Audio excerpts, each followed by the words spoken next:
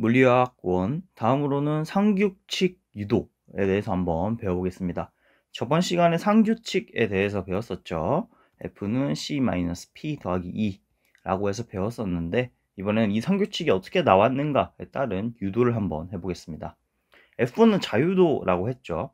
그래서 우리가 독립적으로 조절할 수 있는 변수의 수라고 했는데, 이걸 어떻게 구할 수 있느냐 하면 전체 변수의 수에서 전체 독립적인 식의 수를 빼주면 됩니다.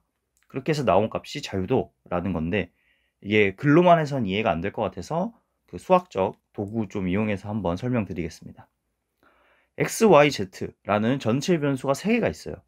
근데 우리가 아는 전체 독립적인 식의 수는 2개인 거죠. 그러면은 위에 있는 식에 따라서 f는 전체 변수의 수 3 마이너스 전체 독립적인 식의 수 2 해가지고 3 빼기 2 해서 1이 될 겁니다. 즉 우리가 독립적으로 정할 수 있는 변수의 수는 1개라는 거예요. 예시를 갖고 왔는데, 첫 번째로 우리가 x는 3임을 한번 정해 봅시다. 그러면은 첫 번째 식에 따라서 자동으로 y는 7이 될 거고, 두 번째 식에 따라서 자동으로 z는 1이 됩니다. 두 번째, 세 번째도 마찬가지로 y를 2로 정해 놓으면 우리가 알고 있는 독립적인 식의 수에 따라서 x가 정해지고 z가 정해지고, z를 2라고 해두면 식에 따라서 y도 정해지고 x도 정해지고, 이런 식이 된다는 겁니다. 그래서 자유도라는 건 전체 변수의 수에서 전체 독립적인 식의 수를 빼면서 정할 수 있게 됩니다. 그러면 이제 우리가 상규칙, 이 식을 어떻게 얻느냐 자세히 한번 학습해 보도록 하겠습니다. 우리가 관찰하는 변수들을 나열해 봤는데, 온도, 압력, 물질수, 상해수 뭐 이 정도가 될 겁니다. 그래서 우리는 물질수를 C라고 해서 C개의 물질이 있다 라고 생각해 보고, 상해수는 P개가 있다고 해서 P개의 상이 있다 라고 한번 생각해 봅시다. 먼저 C개의 물질에 대해서 보면 1물질, 2물질, 3물질부터 해서 우리는 C개의 물질을 볼 수 있을 겁니다. 그럼 여기서 C-1개의 성분의 몰 분율 조성을 안 한다면 나머지 마지막 한 개의 조성은 정해질 거예요. 왜냐하면 몰 분율의 전체 합은 1이기 때문에, 만약 A, B, C의 물질이 있다 생각하면 A가 만약에 5분의 2, B가 5분의 1이라고 하면 마지막 C는 5분의 2로 자동으로 정해지게 되겠죠. 조성이, 몰 분율이. 이거 마찬가지로 C개의 물질이지만 우리는 C-1개의 성분의 몰 분율을 알면 됩니다. 그럼 나머지 하나의 값은 정해지니까. 근데 이게 알파상, 베타상, 감마상부터 해서 P상까지 P개의 상에 대해서도 각각 1물질, 2물질, 3물질, C물질이 다 존재할 거예요. 각각의 상마다.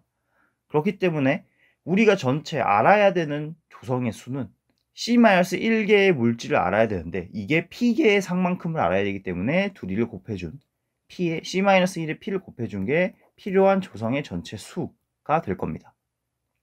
그런데 여기에 우리는 압력과 온도라는 변수를 더 넣어줄 수 있죠. 그렇기 때문에 우리가 찾아내야 할 전체 변수의 수는 C-1의 P를 곱한 것에 압력과 온도항을 더해준 이 식이 될 겁니다. 전체 변수의 수를 알았으니까 그럼 이제 우리가 얻을 수 있는 전체 독립적인 수에 대해서 한번 알아보겠습니다. 저번 시간에 먼저 화학적 포텐셜을 배웠습니다. 이해 안 되시고 헷갈리시는 분들은 한 번 더 보고 오시는 걸 추천드리고, 간단히 설명드리면 화학적 포텐셜은 이런 식으로 쓴다 했었죠.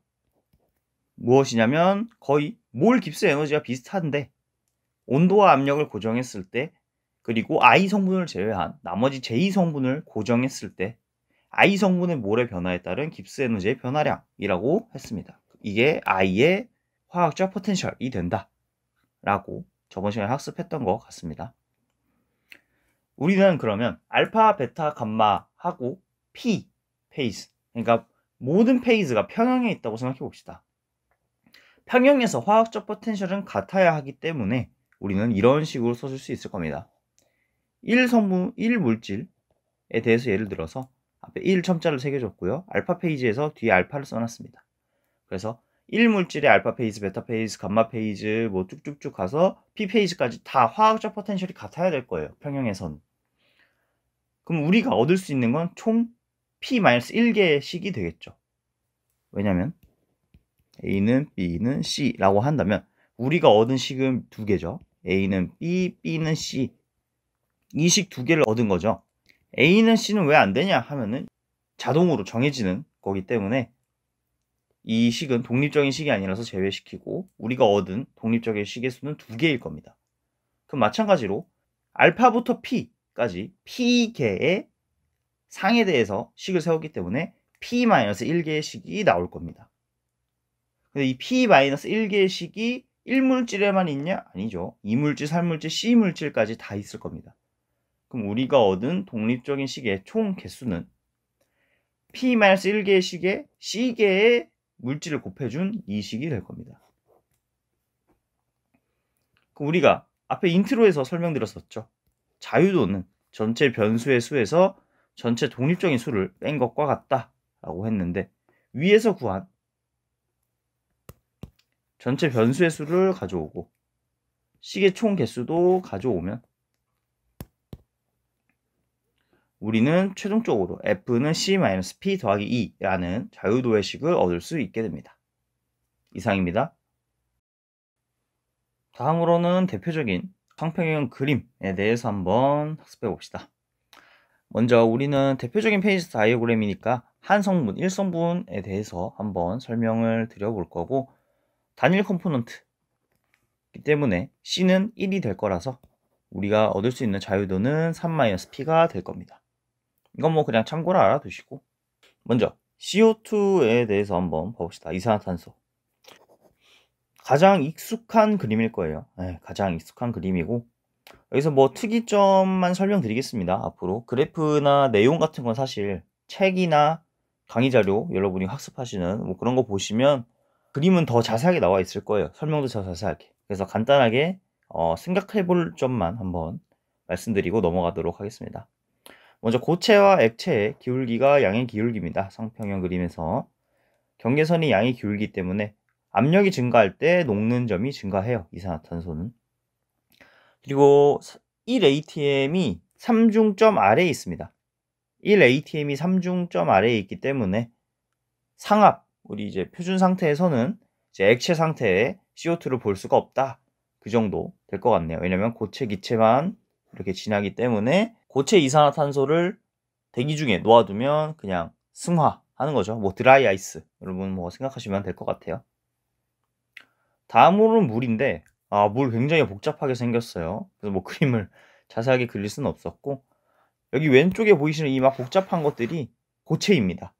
그래서 고체상이 9개나 있어요. 얼음의 다른 형태 결정이 9개나 됩니다. 물은. 그리고 특이점으로는 여기 고체와 액체의 경계선이 음의 기울기입니다. 그래서 압력이 줄어들 때 녹는 점이 같이 줄어들게 됩니다.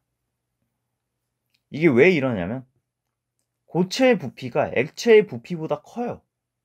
원래 보통 물질은 액체의 부피가 더 큽니다.